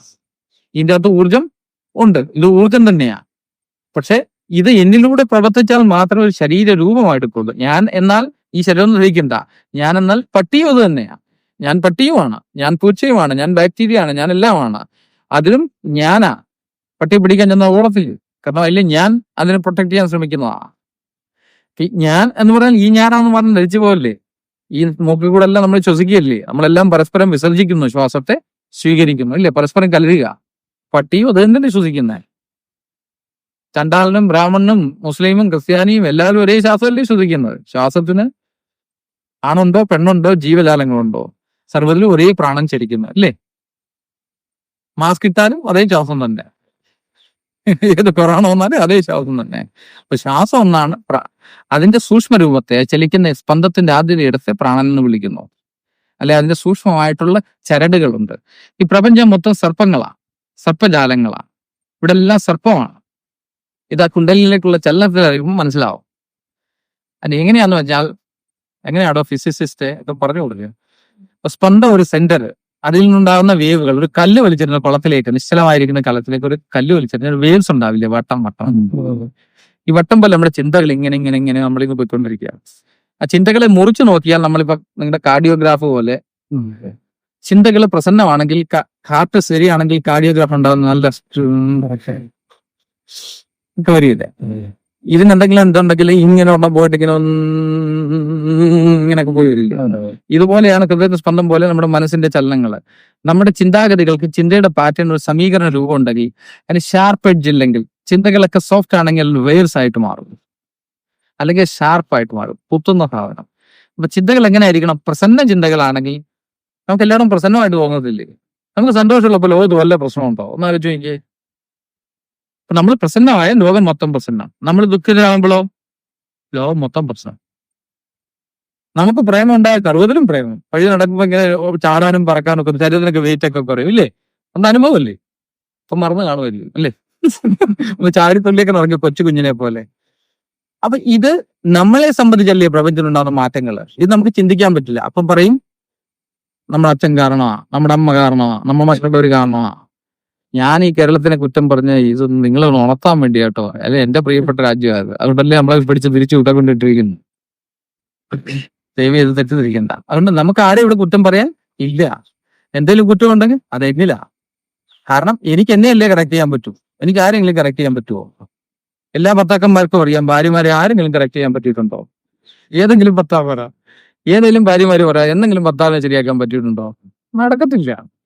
ഇത് അഭ്യസിക്കാനുള്ള നമ്മുടെ ആധ്യാത്മിക വേദിയാണ് ഗൃഹസ്ഥാശ്രമം. പ്രവർത്തിക്കും നല്ലതായിരിക്കും അല്ലെങ്കിൽ ചിന്തകളാണ് ഏറ്റവും കൂടുതൽ. എന്തേ നല്ല ചിന്ത? അല്ലെങ്കിൽ ഒത്തിരി ദ്രോഹം ചെയ്യും. നല്ല ചിന്ത എന്താ ജീത്ത ചിന്ത? ഇവിടെ ആദ്യം ഉപേക്ഷിക്കേണ്ടി വരും അധ്യാത്മത്തില്. ഇത് വെസ്റ്റേൺ ഫിലോസഫിയാ, നമ്മുടെ അല്ല. നന്മ തിന്മ എന്ന് പറഞ്ഞാൽ സമൂഹത്തെ സംബന്ധിച്ചിരിക്കുന്ന അധ്യാത്മത്തിൽ എന്ത് നന്മ എന്ത് തിന്മ. രാവണൻ ചെയ്ത് തിന്മയാ? വല്ല പെമ്പിള്ളാരെ എന്താ കണ്ടപ്പോ എന്താ ലക്ഷ്മണൻ പറഞ്ഞ കേട്ടോ അവക്കറിയില്ല എന്നോ രാവണനാന്ന് അറിയില്ലേ? അവള് മഹാദേവിയാണ്, അവക്കറിയില്ല. വേദം കെട്ടി വന്ന രാവണനാന്ന് അറിയില്ലേ? രാവണ അപ്പൊ പിന്നെ ആരെയൊക്കെ പിന്നെ അതെങ്ങനെയാ മോശമാവുന്നത്? പിന്നെ രാവണൻ അറിയില്ല രാവൺ വന്ന് എന്നെ വധിക്കുമെന്ന്. രാവണന്റെ രഹസ്യം വിഭീഷണോട് പറഞ്ഞു. വിഭീഷണൻ പോയി രാമനോട് പറഞ്ഞിട്ടല്ലേ ഹൃദയത്തിൽ അമ്പയ്യാൻ പറയുന്നത്. പ്രേമം കൊണ്ടേ എന്നെ ജയിക്കാൻ പറ്റൂ. കാരണം രാവണനായിരിക്കുന്ന ആരാ? സാക്ഷാത് പരമേശ്വരൻ. പരമേശ്വരന്റെ കൃപാപാത്രമല്ലേ? അപ്പൊ പരമേശ്വരന്റെ കൃപാപാത്രമായിരിക്കുന്ന പരമേശ്വരന്റെ സ്വരൂപം തന്നെയല്ലേ? രാവൺ ഉള്ളതുകൊണ്ടല്ലേ രാമന്റെ പേര് എന്നറിയപ്പെടുന്നത്. അല്ലെ രാവനെ ആരറിയാനാ? രാവൺ മഹാജ്ഞാനി, മഹാപണ്ഡിതൻ, മഹാശക്തിമാൻ, സ്വർണ്ണ ലങ്ക ഭരിക്കുന്ന മഹാലോകം മൊത്തം ഫേമസ് ആയിട്ടുള്ള ആള്. രാമനോ എന്റെ കൊച്ചു രാജ്യത്തിലെ കൊച്ചു രാജകുമാരൻ, രാജാവ് ആയില്ലല്ലോ അന്ന്. അവനെന്തു ഇതുള്ളത്? പക്ഷെ അവനെ ജയിപ്പിക്കാൻ ഈശ്വരന്റെ നാടകം. അപ്പോഴും എങ്ങനെയാ ജയിച്ചത്? ഹൃദയത്തിൽ അസ്ത്രവിക്കണം ഇല്ലേ? ഹൃദയമർമ്മത്തെ തല വെട്ടിയാ പറ്റുമോ? രാമനേക്കാൾ ഞാൻ ലക്ഷ്മണനോട് പറയുന്നില്ലേ നീ ഇപ്പൊ പഠിച്ചിട്ട് വരാൻ. അപ്പൊ ലക്ഷ്മണൻ ദേഷ്യം വരും ആദ്യം. പിന്നെ ഗുരുവാണല്ലോ ജ്യേഷ്ഠൻ. ഗുരു പറഞ്ഞ കേട്ട് പോയി നമ്മൾ അത്ഭുതപ്പെടുന്നത്. അങ്ങനെ ഈ ഈശ്വരന്റെ കളി ചിലപ്പോ രാമനായും ചിലപ്പോ രാവണനായിട്ടും ചിലപ്പോ സീതയായിട്ടും ചില രൂപങ്ങൾ കെട്ടി ആടുന്ന നാടകമാണ്. ഇതിൻ്റെ അകത്ത് ശരി തെറ്റൊന്നും എനിക്കറിഞ്ഞില്ല. എന്റെ ജീവിതത്തിൽ വേണ്ട എന്താന്ന് ഞാൻ അറിയാം. വേറൊരുത്തന്റെ ആഹാരം എനിക്ക് വിഷമാവാം, അതറിഞ്ഞോളുക. വേറൊരുത്തൻ ചെയ്യുന്ന പ്രവൃത്തി എനിക്ക് ചെയ്യുന്ന പ്രവൃത്തി ആവില്ല, അതറിഞ്ഞോളുക. അത് എനിക്ക് തെറ്റ്. അത് നേരത്തെ പറഞ്ഞ കൊതുകിനെ കൊല്ലം തെറ്റാണെങ്കിൽ കൊലപാതകം എല്ലാം തെറ്റാണെങ്കിൽ പട്ടാളക്കാർ പാവം അവർക്ക് പണിയൊന്നും ഇല്ലാണ്ടായിപ്പോവും. ദേവി അത് വേണ്ട. കൊലപാതകമോ ഒന്നും ഇല്ല ഇവിടെ. എനിക്കെന്താണോ എന്റെ ജീവിതത്തിനെ സന്തോഷമാക്കുന്നത് അത് മറ്റുള്ളവർക്ക് ഉപദ്രവമായി വരരുത് എന്ന് മാത്രമേ ഉള്ളൂ. പരനെ ദ്രോഹിക്കരുത് മനഃപൂർവ്വം. പക്ഷെ ദ്രോഹം ചെയ്യാൻ നമുക്ക് ജീവിക്കാൻ പറ്റില്ല എന്നുള്ളത് സത്യം. ഒരു ഉരുളക്കിഴങ്ങാണല്ലോ, അതിനെ കൊല്ലാതെ പറ്റുമോ കറി വെച്ച് കഴിക്കാൻ? എല്ലാം കൊലപാതകങ്ങളാണ്, എല്ലാം ദ്രോഹമാണ്. പക്ഷെ മനഃപൂർവ്വം ആരെയും ഉപദ്രവിക്കാതിരിക്കുക, ആരുടെയും ജീവിതത്തിൽ കടന്നു ചെന്ന് ആരെയും ബുദ്ധിമുട്ടിക്കാതിരിക്കുക. അഭ്യസിക്കുന്നവരാണ് വെസ്റ്റേണേഴ്സ് അല്ലേ? അവർ മറ്റുള്ള സ്പേസിനെ അനുവദിക്കും. നമ്മളാണ് വീട്ടിൽ വന്നാൽ നമ്മൾ ചോദിക്കുക എവിടുന്നാ എത്ര പിള്ളേരുണ്ട്, എത്ര കല്യാണം കഴിച്ചു, എങ്ങനെയാ? ഈ വേണ്ടാത്ത കാര്യങ്ങളൊക്കെ അന്വേഷിക്കേണ്ട കാര്യമുണ്ടോ? മറ്റുള്ള മുഴുവൻ വിഷം നമ്മൾ വലിച്ചു കയറ്റുക. മറ്റുള്ള വിദ്വേഷം പുലർത്തുമ്പോൾ അവരുടെ കർമ്മത്തിന്റെ ഒരു പങ്ക് നമ്മളിൽ വരും. മറ്റുള്ള കയറി ഒട്ടിപ്പിടിക്കുമ്പോൾ അവരുടെ കർമ്മത്തിന്റെ പങ്ക് വരും. അതുകൊണ്ട് മറ്റുള്ള വിഷയങ്ങളിൽ കൈകടത്താതിരിക്കുക എന്നുള്ള അധ്യാപനത്തിന്റെ അടിസ്ഥാന തത്വം അവിടെ നിന്ന് തുടങ്ങിക്കൊള്ളുക. അതുകൊണ്ട് ആരെയും ശരിയാക്കാനല്ല, ആരോ ശരിയായാൽ മതി. ഈ ശരി തെറ്റ് താങ്കളെ ആശ്രയിച്ചിരിക്കും. കോമൺ ആയിട്ട് ഒരു ശരിയോ തെറ്റോ ഇല്ല. സമൂഹത്തിലുണ്ട് വണ്ടി ഓടിക്കുമ്പോൾ ഇടതുവശത്ത് ഓടിക്കണം, എനിക്ക് സൗകര്യമുണ്ട് അതുകൊണ്ട് ഞാൻ വലതുവശത്ത് ഓടിക്കുന്നത് പറ്റുകയല്ല. റോഡിൽ നടക്കുമ്പോൾ വലത്ത് വശം ചേർന്ന് നടക്കണം നിയമങ്ങൾ. കാരണം വണ്ടി വരുന്നത് കാണാം, അതുകൊണ്ട് രക്ഷപ്പെടാൻ സാധ്യത കൂടും. സ്കില് അതുപോലെ നല്ല സിറ്റിസൺ ആയിരിക്കണം. എന്തിനുണ്ട്? എന്നാലേ ഭരണാധികാരിക്ക് നന്നായിട്ട് നമ്മളെ ഭരിക്കാൻ പറ്റൂ. അവരുടെ സൗകര്യത്തിന് ഇത് ഭരിക്കണം. നമ്മൾ നല്ല സിറ്റിസൺ ആയിരിക്കണം. ചോദ്യം ചെയ്യരുത്. അവിടെ ചോദ്യം ചെയ്ത് നിങ്ങൾ ഹിംസകനായി, പ്രശ്നമായി, ഡെമോക്രസിയെ ഇങ്ങനെയുള്ള കാര്യങ്ങളിലൊക്കെ വലിയ പൊളിറ്റിക്കൽ ആയിട്ടുള്ള പ്രശ്നങ്ങളൊക്കെ ആയി ലോകം ഇങ്ങനെയൊക്കെയാണ്. ഈ ലോകത്തിലെ ഒരു കാര്യവും ഞാൻ പറയുന്നില്ല. അതൊക്കെ ഓരോരുത്തരും ഇഷ്ടമുള്ള പോലെ ചെയ്തുകൊള്ളുക. അവനവൻ ചെയ്തോളുക, അവനവൻ ഫലം അനുഭവിച്ചുകൊള്ളുക. എന്റെ വിഷയം ഇന്റേണലാ. എന്റെ വിഷയം ഈ ലോകവും ഈ ജീവിതവുമായിട്ട് എങ്ങനെ സമരസപ്പെട്ടു പോകാം, എങ്ങനെ ആനന്ദകരമായിട്ട് ശാന്തിയോടെ ഈ ജീവിതമാകുന്ന ഈ കപ്പലിനെ എങ്ങനെ ഈ ജീവിത സംബന്ധത്തിൽ കൂടെ ഞാൻ എന്റെ ശരീരം മനസ്സാകുന്ന ഈ കപ്പലിനെ എങ്ങനെ കൊണ്ടുപോകാന്നുള്ളത് പഠിക്കുക. ഇതിന്റെ പേരാ അധ്യാത്മ പഠനം. അത് നമുക്ക് പറ്റും. അല്ല നമുക്ക് ഈ ലോകം മുഴുവൻ ശരിയാക്കാൻ നമ്മൾ ആരുമല്ല. നമുക്ക് ഓരോരുത്തരും ഓരോ ഈശ്വരനും ഓരോ രൂപങ്ങളിൽ വന്നിട്ടുണ്ട്. നിങ്ങളുടെ എല്ലാ രൂപത്തിലും ഈശ്വരൻ അങ്ങനെയാണ് ഇരിക്കുന്നത്. അവനുണ്ട് പണി ചെയ്താൽ മതി, ലോകം ശരിയായിക്കോളും. ലോകത്തെ ശരിയാക്കേണ്ട കാര്യമില്ല. അത് പറഞ്ഞ പോലെ ശരി തെറ്റുകൾ അല്ല, അവനവന്റെ വ്യക്തിപരമായ ശരി തെറ്റുകൾ അവനവൻ തന്നെ വേർതിരിച്ച് കണ്ടുകൊള്ളുക. അല്ലാതെ ആത്യന്തികമായിട്ട് ശരിയോ തെറ്റോ ഇവിടെ ഇല്ല. ഇതാണ് അഘോരതന്ത്രം. അതുകൊണ്ട് തന്നെ ശവവും തിന്നും പച്ചക്കറിയും തിന്നും, അവനവനും തിന്നും. അവനവനെ കഴിക്കുന്നവനാകൃതി. ഈശ്വര ചൈതന്യമാണ് എല്ലാവർക്കും. അപ്പൊ ഈ വ്യക്തി മനസ്സ് ചോദിക്കുക എങ്ങനെ ചോദിച്ചോ? ഈ വ്യക്തി മനസ്സിലുണ്ടാകുന്ന പല പ്രശ്നങ്ങളും അതേ കോൺസെപ്റ്റ് പോകുന്നത്. അപ്പോ പലരുടെയും കാര്യം പറയില്ല. എനിക്ക് പലരുടെയും കാര്യം എനിക്ക് ഉത്തരവില്ല. താങ്കളുടെ കാര്യം പറയാം. എല്ലാവരും നമ്മളെല്ലാം ഇല്ല, താങ്കൾ അപ്പൊ അതോറോ ഇതുണ്ടാകുമ്പോ ഈ ഈശ്വര ചൈതന്യമായിട്ടിരിക്കുന്ന കോൺഷ്യസ്നെസ് ഇത് അറിയാൻ സാധിക്കും. ഇത് അറിയാൻ സാധിക്കും ഇത് കാര്യത്തില് അതെനിക്ക് ഇപ്പൊ എനിക്കൊരു ആഹാരം പോലാണെന്നത് നമ്മൾ പറഞ്ഞ പോലെ എനിക്കിത് കഴിക്കുന്നത് എന്റെ ശരീരത്തിന് ഗുണകരമല്ല ഈ ഗുണമാണെന്നുള്ള ഒരു ബോധം നമ്മളിൽ എനിക്കാണെങ്കിലും ഉണ്ടാകാറില്ല. അപ്പോ ഈ വ്യക്തി മനസ്സ് എന്തുകൊണ്ട് ഞാൻ ഓട്ടോമാറ്റിക്കലി സംഭവിക്കുന്നില്ല ഈശ്വര ചൈതന്യമാണ്. ഇരിക്കും. ശ്രദ്ധാവാൻ ലഭതേ ജ്ഞാനം. ശ്രദ്ധയുള്ളവൻ അറിവുണ്ടാവും. കഴിക്കുന്ന ശ്രദ്ധയോടാണോ? ജീവിക്കുന്ന ശ്രദ്ധയോടാണോ? നടക്കുന്ന ശ്രദ്ധയോടാണോ? ഉറങ്ങുന്ന ശ്രദ്ധയോടാണോ? എന്ത് കർമ്മ ശ്രദ്ധയോടാണോ ചെയ്യുന്നത്? അല്ലേ അല്ല. ആണോ? അപ്പൊ ശ്രദ്ധയാണ് ഈ പറഞ്ഞ ബുദ്ധിയെ തെളിച്ചു തരുന്നത്, ഈ അറിവിനെ ഉണ്ടാക്കി തരുന്നത്. ശ്രദ്ധയില്ലാത്തതുകൊണ്ട് അറിയാത്തത്. സിമ്പിളാണ് കാര്യം. അതുകൊണ്ട് ശ്രദ്ധയുണ്ടെങ്കിലേ ഈ അറിവുണ്ടായി വരൂ. അതുകൊണ്ടാ പറയുന്നത് ഭക്തി ശ്രദ്ധയോടെ നമ്മളൊരു കാര്യം ചെയ്യണോ. ശ്രദ്ധ തെറ്റിയാൽ ഒന്നും ഫലം ഉണ്ടാവില്ല. ചെയ്തുകൊണ്ടിരിക്കുക. ഞാൻ ആലപ്പുഴയെ കുറെ ബലൂണൊക്കെ വിട്ട് എയർ ഗണ്ണ് വെച്ച് വെടിവെക്കത്തില്ലേ. അപ്പൊ ഞാൻ എന്നാന്ന് വെടിവെച്ച് നോക്കാം, ശ്രദ്ധയുണ്ടെങ്കിൽ ഉണ്ടാകുമെന്നറിയാം. ഞാൻ എടുത്ത് വെച്ചു. ശ്രദ്ധയോടെ ഞാൻ ആ കുഴലിന്റെ അകത്തൂടെ നോക്കി വെടിവെച്ചു. ഒരെണ്ണം പോലും കൊണ്ടുവരില്ല. 10 വെടിവെച്ച് കുറഞ്ഞ. അപ്പൊ ഞാൻ വിചാരിച്ചു നീ ഇവൻ പറ്റിക്കുന്നതാണോ, അതുകൊണ്ട് 9 ഉണ്ട വെച്ച് ഞാൻ വെടിവെച്ചു. ഒരെണ്ണം പറഞ്ഞ് നീ വെടിവെക്കാം. അവൻ വെടിവെച്ച് കൃത്യമായിട്ട് കൊണ്ടുപോകും. അപ്പൊ തോക്കിന്റെ കുഴപ്പമില്ല എന്ന് മനസ്സിലായി. അപ്പൊ ഞാൻ ചോദിച്ചു എവിടാ ഞാൻ തെറ്റിയത്? അവനപ്പൊ എന്നെ പഠിപ്പിച്ചു തന്നു. എങ്ങനെയാ നോക്കുന്നത്? ഞാൻ പറഞ്ഞ കുഴലിൽ കൂടെ നോക്കുന്നു. ആ കുഴല് മാത്രം പോരാ, അതിന്റെ ഫ്രണ്ടില് നമ്മൾക്ക് നോക്കുന്നില്ലേ, അതിന്റെ മുന്നിൽ കെട്ടുണ്ട്, അത് രണ്ടുമായിട്ട് അലൈൻ ചെയ്യണമെന്ന് പറഞ്ഞു. ശ്രദ്ധയുടെ കുറവാണോ? അല്ല. എന്നിട്ട് തെറ്റിയില്ലേ? അതുകൊണ്ട് ചെയ്യേണ്ട കാര്യം ശ്രദ്ധയോടെ ചെയ്തപ്പോഴും ആ അറിവ് എനിക്കുണ്ടായിരുന്നില്ല. അതുകൊണ്ട് ഇച്ഛ മാത്രം പോരാ, ഇങ്ങനെ ആവണമെന്ന് ഇച്ഛ വേണം, അതിനുള്ള ജ്ഞാനം വേണം. വേണ്ടേ? ഞാൻ ആരെങ്കിലും പഠിപ്പിച്ചൊന്നുമില്ല, എന്നെ പഠിപ്പിച്ചോ. പിന്നെ ഞാൻ പിടിച്ചോ കൃത്യമായിട്ട് കൊണ്ടു. കുറ്റം എന്റെ ശ്രദ്ധയുടെ ആയിരുന്നില്ല, എന്റെ അറിവില്ലായ്മയായിരുന്നു. അപ്പൊ ശ്രദ്ധ ഉണ്ടാവണം, അറിവുണ്ടായി വരും. അല്ലെ അറിവുണ്ടാക്കിയെടുക്കണം. ശ്രദ്ധയും അതായത് ഇച്ഛയും ശ്രദ്ധയോട് ചേരുമ്പോ ഇച്ഛ, ജ്ഞാനം, പിന്നെ ക്രിയ. എനിക്ക് പരലിന് അപകടം വരുമ്പോൾ അവൻ എന്നെ പഞ്ച് ചെയ്താലും ഇടികൊണ്ടാലും എനിക്ക് അവൻ ഈശ്വരനെ കാണണം. അതുകൊണ്ട് നന്നായിട്ട് ഇടി തിരിച്ചും കൊടുക്കണം. ഈശ്വരനെ അവൻ ഇടിക്കുന്നത് കുഴപ്പമൊന്നുമില്ല. ആ ഒരു ബോധത്തോട് എനിക്ക് നിൽക്കാൻ പറ്റിയാൽ, പ്രസന്ന ഭാവത്തോടെ എനിക്ക് ചെയ്യാൻ പറ്റുമോ? ഇത് ശീലിച്ച് അനുഭവിച്ച് അറിഞ്ഞ് ഉറപ്പിക്കേണ്ട കാര്യമാണ്. കാരണം ആദ്യം വേണ്ട കാര്യം ശ്രദ്ധ തന്നെയല്ലേ. ശ്രദ്ധ ഇല്ലാത്തതുകൊണ്ടാവട്ടെ അത് സാധിക്കാത്തത്. ശീലിക്കുക, നിരന്തരം ശീലിക്കുക. നമ്മൾ ഇടയ്ക്ക് ഇച്ചിരി സമയം വന്നിട്ടൊന്നും എടുത്താൽ പറ്റില്ല. എക്സ്പെർട്ട് ആവണമെങ്കിൽ അത് നിരന്തരം ശീലിക്കണ്ടേ.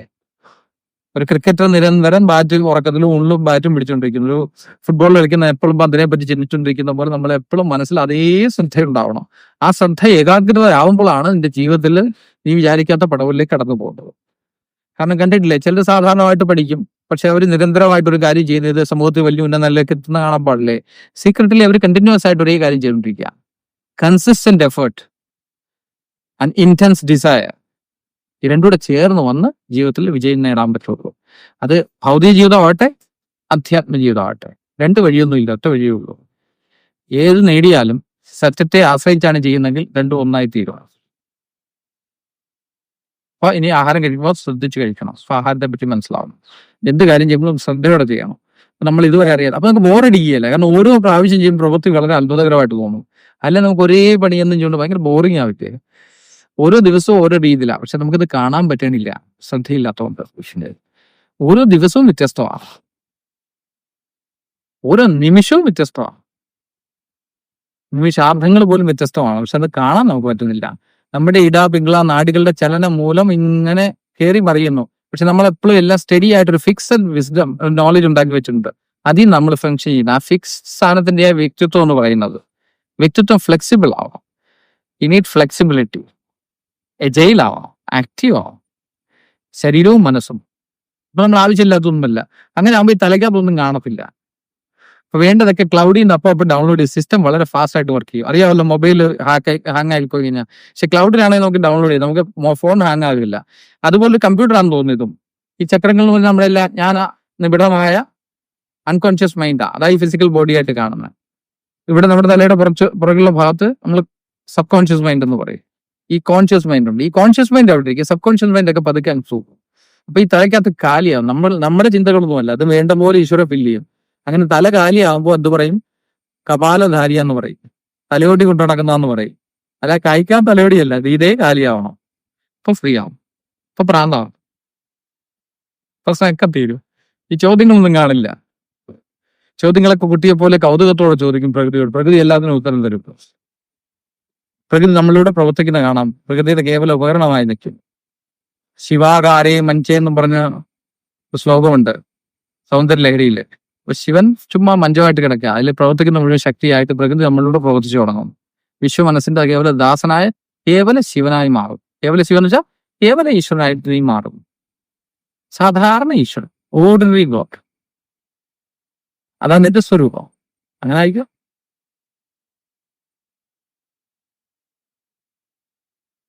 സന്തോഷമായി എല്ലാവർക്കും. കാര്യമില്ല. ആ. അല്ല, മഞ്ജി പറഞ്ഞത് നമുക്ക് സ്വന്തമായിട്ട് സന്തോഷത്തിന്റെ പ്രശ്നത്തെ ഏറ്റവും വലിയ കാര്യം ഇത് സ്വന്തമായി എല്ലാവരും സന്തോഷമായിട്ട് എല്ലാരും ഇല്ല. കടുപ്പ്. അപ്പൊ എന്റെ ഒരു ചെറിയ സംശയം, ഗുരുജി എപ്പോഴും ഹാപ്പിയോ? നോക്കൂ, എന്റെ കൂടെ നടന്നു നോക്കൂ. അതിനാ ഞാൻ എല്ലാരും ക്ഷണിക്കുന്നത്. എന്റെ അടുത്ത് വന്ന് നോക്കൂ, എന്റെ ഒരു ചെറിയ സംശയം. എന്റെ അടുത്ത് വന്ന് നോക്കൂ, എന്റെ കൂടെ നിന്ന് നോക്കുക. അല്ല, എങ്ങനെ ഞാൻ പറഞ്ഞു ഞാൻ ഹാപ്പി ആണെന്ന് പറഞ്ഞാൽ താങ്കൾ വിശ്വസിക്കാതിരിക്കാം. എന്റെ കൂടെ നടന്നു നോക്കാം. ഒരു ചെറിയ സംശയങ്ങളാണ്. ചോദിച്ചോളൂ. അപ്പൊ ഇപ്പൊ ഞാൻ ഹാപ്പി ആയിട്ട് ഇരിക്കുന്ന ഒരു വ്യക്തിയാണ്. അപ്പൊ എന്റെ അമ്മ തൊട്ട പറയുന്ന കാര്യമോ ഇത് കാണുമ്പോൾ എനിക്ക് സന്തോഷമായിട്ട് ഇരിക്കാൻ പറ്റും. അമ്മ എന്തിനാ കരയണേ? പറഞ്ഞു ഒരു അമ്മ എന്തിനാ കരയണേ? സിറ്റുവേഷൻ എന്താ സിറ്റുവേഷൻ? അതെനിക്ക് അറിയില്ല. അത് കണ്ടാൽ അത് അമ്മയോട് ചോദിക്കണം എന്തിനാ കരയണമെന്ന്. അപ്പൊ അമ്മ പറയും ആ സിറ്റുവേഷൻ എങ്ങനെ അനലൈസ് ചെയ്യണം താങ്കൾ തീരുമാനിക്കുക. ആ സമയത്തൊക്കെ എനിക്ക് സങ്കടമില്ല. എനിക്ക് ഇപ്പൊ എനിക്ക് ദേഷ്യം അഭിനയിക്കാൻ പറ്റില്ലേ? സങ്കടം എനിക്ക് അഭിനയിക്കാൻ പറ്റില്ലേ? സന്തോഷം അഭിനയിക്കാൻ പറ്റില്ലേ? എന്താ എനിക്ക് അഭിനയിക്കാൻ പറ്റാത്തത്? എനിക്ക് കെട്ടുപാടില്ലെങ്കിൽ എനിക്ക് ഏത് ഭാവത്തിൽ ഇരുന്നൂടെ? പ്രകൃതിയുടെ അല്ലേ ഭാവങ്ങൾ. എന്റെ സ്വരൂപം ശാന്തിയാണ്. അത് ഞാൻ പലവട്ടം പറഞ്ഞു. സന്തോഷം നമ്മുടെ അഭിനയഭാവമാണ്. സന്തോഷമായിരിക്കുന്ന ആ സുഖകരം, അതുകൊണ്ട് സന്തോഷമായിരിക്കാൻ പറഞ്ഞേ ഉള്ളൂ. ദുഃഖത്തിൽ സുഖമാണെങ്കിൽ ദുഃഖിച്ചിരുന്നു. ദുഃഖത്തിൽ ആനന്ദം കണ്ടെത്തുന്നുണ്ട്, ഡിപ്രഷനിൽ ആനന്ദം കണ്ടെത്തുന്ന ഒത്തിരി പേരുണ്ട്. അവരെ ഡിപ്രഷൻ അവർക്ക് നല്ലതോ, അങ്ങനെ ഇരുന്നോട്ടെ. മനസ്സിലാവുന്നുണ്ടോ? ഡിപ്രഷൻ സന്തോഷം കണ്ടെത്തുന്ന ഡിപ്രഷൻ ഭാവത്തിൽ ഇരിക്കുന്നെങ്കിലും അകത്ത് അനുഭവിക്കുന്ന ആ ശാന്തിയുടെ അനുഭൂതി തലങ്ങളൊക്കെ അനുസരിച്ചാണ് ഈ ആനന്ദം, പ്രേമം തുടങ്ങിയ അവസ്ഥകൾ പറയുന്നത്. ഇതൊക്കെ മനസ്സിന്റെ അവസ്ഥകളാണ്. ശാന്തി മനസ്സിന്റെ അവസ്ഥയല്ല. അമ്മ ദുഃഖിക്കുന്നെങ്കിൽ എന്തെങ്കിലും കാരണം കാണില്ലേ? കാരണം അന്വേഷിച്ച് അതിന് പരിഹാരം തനിക്ക് പറ്റുമെങ്കിൽ ചെയ്തു കൊടുക്കണം. അതുകൊണ്ട് അമ്മ കരയുന്ന താൻ കൂടെ കരയുകയാണ് ചെയ്യേണ്ടത്. മകൻ എന്നുള്ള നിലയിൽ അമ്മയ്ക്ക് എന്തൊക്കെ പരിഹാരം ചെയ്യാം, എന്ത് പരിഹാരം ചെയ്യാന്നുള്ള കണ്ടെത്തി ചെയ്യാന്നുള്ളതാണ് പ്രാക്ടിക്കൽ ലൈഫ്. ഞാൻ പ്രാക്ടിക്കൽ ലൈഫിന് വിരുദ്ധമായിട്ട് എന്തെങ്കിലും പറഞ്ഞോ? So you have to help your mother. വേണ്ടേ? അതുകൊണ്ട് തന്റെ സന്തോഷം കളയാവുന്നുണ്ടോ? വേണോ? ആവശ്യമുണ്ടോ? ഇപ്പം ഞാൻ ലൈഫിൽ ഇപ്പൊ കൊണ്ടിരിക്കുന്ന ഒരു സിറ്റുവേഷൻ അതെനിക്ക് മനസ്സിലായി. കാര്യങ്ങളൊക്കെ എനിക്ക് പിടികിട്ടി. പറഞ്ഞ കാര്യം മാത്രമല്ല, എനിക്ക് പല കാര്യം തന്റെ മുഖത്തൊന്നും നേരെ തന്റെ ചോദ്യങ്ങളിൽ കാണാൻ പറ്റുന്നുണ്ട്. പക്ഷെ ഇതൊക്കെ പേഴ്സണൽ ആയിട്ട് പറയേണ്ട കാര്യങ്ങളാ, സഭയിലല്ല. കാരണം ഈ സമയത്ത് നമുക്ക് കുറച്ച് വഴക്കുണ്ടാക്കണ്ടോ? പക്ഷെ അടി കൂടേണ്ടതുണ്ട്. അടി കൂടിയാൽ മാത്രമേ തനിക്ക് ആ തലങ്ങളിലേക്ക് പോകാൻ പറ്റൂ. എല്ലായ്പ്പോഴും ഫ്രണ്ട്ഷിപ്പ് എന്ന് വെച്ചാൽ നമുക്ക് എന്ത് വേണമെങ്കിൽ പറയാമല്ലോ. ആ തലങ്ങളിൽ പറയാം. സഭയിലുള്ള വിഷയങ്ങളല്ല, തന്റെ അടുത്തുള്ള ഇനി താൻ ചോദിക്കാൻ പോകുന്ന പറയാൻ പോകുന്ന വിഷയങ്ങൾ സഭയിൽ ചോദിക്കുന്ന ചോദ്യങ്ങളല്ല. നമുക്ക് രഹസ്യമായിട്ട് ചോദിക്കാം. പോരെ? നമ്മളെ തേക്കണ തലയില് ആദ്യമായിട്ട് ബന്ധപ്പെട്ട ഒരു നാടിയൊന്നുമല്ല. ഞങ്ങൾ താന്ത്രികരാ. ഞങ്ങൾക്ക് തന്ത്ര സാധനങ്ങളിൽ ചില ചെയ്യണം, നമുക്ക് വേണ്ടിയല്ല. അപ്പൊ തല വല ഹോമം ചെയ്യണമെങ്കിൽ പൂണൂല്, അതിനുള്ള ചില വേഷവിധാനങ്ങൾ, ചില കുറിക്കൂട്ടുകൾ, ഇതൊക്കെ ചെയ്യേണ്ട ഒരു ഭാഗമുണ്ട്. അതിന് ചില ഉദ്ദേശങ്ങളുണ്ട്. അപ്പൊ ആ ഉദ്ദേശപ്രകാരം ഇത് ചെയ്യുന്ന ഈ നാടി ഉണർത്തായിരിക്കും, അതൊന്നും ബാധകമല്ല. പക്ഷെ അതൊക്കെ അങ്ങനെ ആലോചിച്ച് തന്നെയാണ് ഉണ്ടാക്കിയിരിക്കുന്നത്. പക്ഷെ അതിലേക്കൊന്നും ഒത്തിരി ആവശ്യമില്ല, കിടക്കേണ്ട കാര്യമില്ല. ഡെക്കറേഷൻ ആയിട്ട് വെച്ചാൽ മതി. ഒരു വ്യത്യസ്തം വേണ്ട. നിങ്ങൾ ആരും ഇട്ടിട്ടില്ലല്ലോ. കുറച്ചാള് മെഡിറ്റേറ്റ് ചെയ്യുന്ന സമയത്ത് സ്വയം ഇങ്ങനെ ഒരു ബ്രാസിന്റെ തന്നെ കയ്യിലിടുന്നായിരുന്നു. പക്ഷെ അത് താലിൽ ധരിക്കാനായിട്ട് തോന്നിയിട്ട് തന്നെ തോന്നിയിട്ട് ചെയ്തായിരുന്നു. ആ ചോദ്യം അർത്ഥവത്ത. ആദ്യത്തെ ചോദ്യമല്ല ഇപ്പൊ രണ്ടാമത്. ഇനിയിപ്പൊ ഞാൻ എന്റെ രഹസ്യം പറയാം. ഇടുകയും ചെയ്തു. ഇനിയിപ്പൊ എന്റെ രഹസ്യം പറയാം. ഇത് ഏത് ഭാഗമാ? ആരുടെ ഭാഗമാ? അതായത് എന്റെ ഈ ഭാഗം സ്ത്രീയല്ലേ? സ്ത്രീയാ ധരിച്ചിരിക്കുന്നത്. ഇതോ? ഇതെന്തിനാ? ആയുധോ? ഇടിവളയാ? മനസ്സിലായി? പ്രൊട്ടക്ഷനാ. വടിയും കാണും കൂടെ. പാരാ ഇതിടുക. ഇനി ശിവപൂജ ചെയ്യുമ്പോ ദൂരിപ്പറയിടും. ഞാൻ ചോദിച്ചൊക്കെ കാര്യമാണ്. ഞാനിപ്പോ ഇങ്ങനെ പറഞ്ഞു. വാച്ച് ഊരി മാറ്റും. വാച്ച് കെട്ടാറില്ലല്ലോ പൊതുവെ. വാച്ച് കെട്ടെങ്കിൽ വലത്ത് കെട്ടാനാ പൊതുവെ പറയുക. പക്ഷെ ഇതും രണ്ടും കൂടി ഇട്ട് കഴിഞ്ഞാൽ വാച്ച് പൊട്ടിപ്പോകില്ലേ, വളപൊട്ടമില്ല. ഇപ്പൊ പിടി പറ്റുമോ? ഇവിടെ ഒരു പുരുഷനും ഉണ്ട്, ഇവിടെ ഒരു സ്ത്രീയും ഉണ്ട്. ഇവിടെ ഇടാനാടിയുണ്ട്, ഇവിടെ പിങ്കളാനാടിയുണ്ട്. സമ്പൂർണ്ണം എന്ന് വെച്ചാൽ പുരുഷനും സ്ത്രീയും ഒത്തുചേരുമ്പോ ഒന്നുമില്ല അഴിയുക.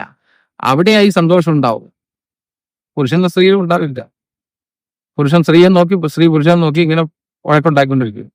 രണ്ടും ഒത്തുചേർന്നാൽ അവിടെ ഉണരുന്ന നാടിയാണ് സുഷുമ്ന. സുഷുമ്നയല്ല ആധാരചക്രങ്ങൾ. നമ്മൾ ഏതെങ്കിലും ഒരു നാടിയിലിരിക്കും. ഇപ്പൊ നോക്കിയാൽ അറിയാം ഏത് മൂക്ക് ഓടുന്നതാണ്. അതിനെ പതുക്കെ കൊണ്ട് ശ്വാസത്തെ കറക്റ്റായിട്ട് നാഭിക്ക് 4 വിരൽ താഴെ സെറ്റ് ചെയ്യുന്ന ശ്വാസം ആദ്യം ശീലിച്ചുറപ്പിക്കുക. കൊച്ചു കുഞ്ഞുങ്ങളെ പോലെ ശ്വാസം എടുക്കാൻ പഠിച്ചിട്ടേ പ്രാണായാമതികളൊക്കെ ചെയ്യാറുള്ളൂ. പക്ഷെ ഇപ്പൊ അങ്ങനൊന്നും ഇല്ലല്ലോ, നേരെ പിടിച്ചേക്കാം. ഇതൊക്കെ വലിയ രോഗങ്ങളും പ്രശ്നങ്ങളും ഉണ്ടാക്കും. ഉഷ്ണം ഉണ്ടാക്കും, മനസ്സിനെ ശിഥിലീകരിക്കും, മാനസിക രോഗങ്ങൾ ഉണ്ടാക്കും, പ്രശ്നങ്ങൾ ഉണ്ടാക്കും. പിന്നെ ഇതിലൊന്നും കയറി പിടിക്കരുത്. ഈ ബാഹ്യമായ കാര്യങ്ങളൊക്കെ സന്തത്തിന്റെ വിഷയങ്ങൾ, അതിനൊക്കെ പുറകിൽ വേറെ ഇപ്പൊ പറഞ്ഞ പോലെ രഹസ്യങ്ങളാവുക. പക്ഷെ ഇതിലൊക്കെ കയറി പിടിച്ചാൽ നമ്മുടെ മനസ്സ് അവിടെ ഉടക്കിപ്പോവും. പക്ഷേ ഈ വഴിയിലൂടെ നടക്കുമ്പോൾ സ്വയം തന്നെ ശരീര മനസ്സുകൾ ഇതനുസരിച്ച് പലതും പ്രവർത്തിച്ചു തുടങ്ങും. പക്ഷെ ഇതെല്ലാം ഈ നാടകത്തിന്റെ ഭാഗം മാത്രമാണ്. ഈ വേഷം ഉൾപ്പെടുന്ന ഈ വേഷത്തിലൊന്നും കയറി പിടിക്കരുത്. ഇതെല്ലാം വേഷം കെട്ടല. പൊതു വേഷത്തെയും കയറി പിടിക്കരുത്. പക്ഷെ ഇതിന്റെ അകത്ത് അസത്യം ഉണ്ടെങ്കിൽ, ഈ കണ്ണിൽ സന്തോഷം കാണുന്നുണ്ട്, ഈ കണ്ണിൽ ആനന്ദം കാണുന്നുണ്ടെങ്കിൽ, ഇതിനത് പ്രസരിക്കുന്നുണ്ടെങ്കിൽ ഉള്ള കാര്യമാണ്. ഇല്ലെങ്കിൽ എത്ര അഭിനയിച്ചാലും നിങ്ങൾക്ക് മനസ്സിലാവും. എത്ര ദിവസം പറ്റിക്കാൻ പറ്റും? കണ്ട് പരീക്ഷ നിരീക്ഷിച്ചറിഞ്ഞിട്ട് മാത്രം സ്വീകരിച്ചാൽ മതി. പിന്നെ ആരും വന്ന് എല്ലാവരുടെയും സൗമ്യമായിട്ടോ സ്നേഹത്തോടെയോ പെരുമാറണമെന്നൊന്നും അഘോരിയുടെ മാർഗത്തിലുള്ളതല്ല. ചിലപ്പോൾ പ്രാന്തനെ പോലെ, ചിലപ്പോൾ കൊച്ചുങ്ങളെ പോലെ, ചിലപ്പോൾ ജ്ഞാനിയായി, ചിലപ്പോൾ മരമണ്ടനായി, ചിലപ്പോ ഇതൊന്നും അല്ലാത്ത പല ഭാവങ്ങളും, പൈശാചിക ഭാവങ്ങളൊക്കെ എടുക്കും. ഇതൊക്കെ സഹിക്കാൻ തയ്യാറുണ്ടെങ്കിൽ മാത്രം വന്നാൽ മതി. അല്ലാത്തതൊന്നും അഘോരിയുടെ ആനന്ദാമിലേക്ക് എല്ലാവർക്കും പ്രവേശനമുണ്ട്. പരീക്ഷ നോക്കുക, ഇഷ്ടപ്പെട്ടാൽ മാത്രം സ്വീകരിക്കുക, അല്ലെങ്കിൽ തിരസ്കരിക്കുക. അല്ലാതെ ചുമ്മാ കണ്ണും അടച്ച് ഇവിടെ ആരുടെ ഒരു വിശ്വാസത്തിന്റെ ആവശ്യമില്ല. ഇതൊക്കെ ഓർത്തുള്ള ഇതിലായി ഈശ്വരൻ ഇരിക്കുന്നത്. ഇതതിന്റെ കേവലം കണ്ണാടി മാത്രമാണ്, പ്രതിബിംബിക്കാനുള്ള ഒരു രൂപം മാത്രം, വെറും കണ്ണാടിയായത്. ഇതിൻ്റെ അകത്തൊന്നുമില്ല. നിന്റെ ഈശ്വരനെ നീ പ്രതിബിംബിച്ച് നീ സ്വയം അറിയണം, നീ സ്വയം ഉണരണം, നിന്റെ ജീവിതത്തിൽ നീ സ്വയം രൂപപ്പെടുത്തണം. അല്ലാതെ അടിമയാകാനും ആരുടെ കാല് പിടിച്ചോണ്ടിരിക്കുന്നൊന്നും സമ്പ്രദായം ഞങ്ങളുടെ മാർഗത്തിലില്ല. ഞങ്ങളുടെ ഒരു വളർന്നു കഴിയുമ്പോൾ ചവിട്ടി പുറത്തിനും ഓടാ. ഒരു കാട്ടിൽ ഒരു കടുവ മതി, നീ അടുത്ത് ഒന്നും കാട് പിടിക്കും, അവൻ തന്നെ കൊണ്ടിരുത്തും. ഇവിടെ മതി, പൊക്കോ. മനസ്സിലായി? അല്ല, ഇവിടെ ആരെയും ശിഷ്യത്വപ്പെട്ട് നമ്മൾ അടിമയാ അങ്ങനൊന്നും നമ്മുടെ കൾച്ചറിലേ ഇല്ല. ഒരു കടുവ വേറൊരു കടുവയെ സൃഷ്ടിക്കുന്നു എന്ന് മാത്രമേ ഉള്ളൂ. അല്ലെ ഒരു വിളക്ക് തെളിക്കാൻ മറ്റൊരു വിളക്ക് ഉപയോഗപ്പെടുത്തുന്നു മാത്രം. നീ ഈശ്വരനാ, അത് നീ മനസ്സിലാക്കണം, അനുഭവിക്കണം, അറിയണം, ഉണരണം. That's it. എന്തെങ്കിലും ഒരു ചോദ്യം കൊണ്ട് ചോദിച്ചിട്ട് നമുക്ക് തൽക്കാലം പട തിന്നാല്ലേ? ചായ എന്നാ ചായ കൊടുത്തോ. എന്തെങ്കിലും ചോദ്യം കൊണ്ട് ചോദിച്ചിട്ട് നിർത്താം.